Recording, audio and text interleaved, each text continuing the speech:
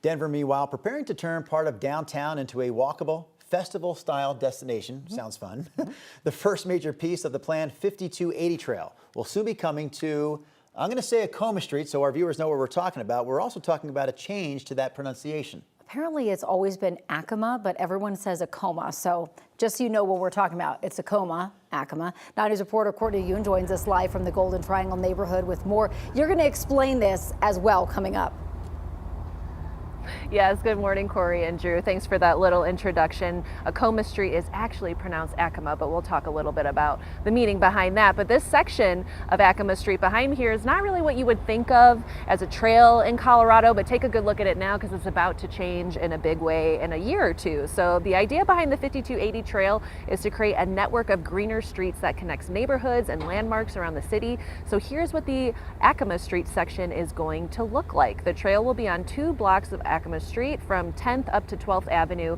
That's where the Denver Art Museum is located, and it's meant to be a kind of pedestrian green space. There will be spaces along the trail for food trucks, activities, and sitting areas. Project managers from the Denver's Department of Transportation and Infrastructure say imagine areas to play cornhole or relax with friends. They're also considering having a common consumption area or 2 so you can have a beer on the trail as well. So Acoma will still remain a shared street with vehicles, but they will be able to block off the road for festivals and events.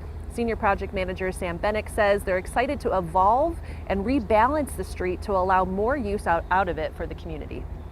The inclusion of these bollards will just make it a lot easier for events and those kind of more pedestrian uses to be planned in the future, and not just have a ton of space dedicated to the handful of cars that drive down it. So the city is hosting a community meeting tonight here at the Evans School Auditorium. You might also know it as the Schoolyard Beer Garden. That's happening at 5 o'clock. Project managers will be there answering questions and also sharing the final design concepts for this section of the 5280 trail. They're hoping to break ground on it sometime in September later on this year, and they're hoping to have construction completed by the end of 2027. Live in Denver, Courtney Yoon, 9 News.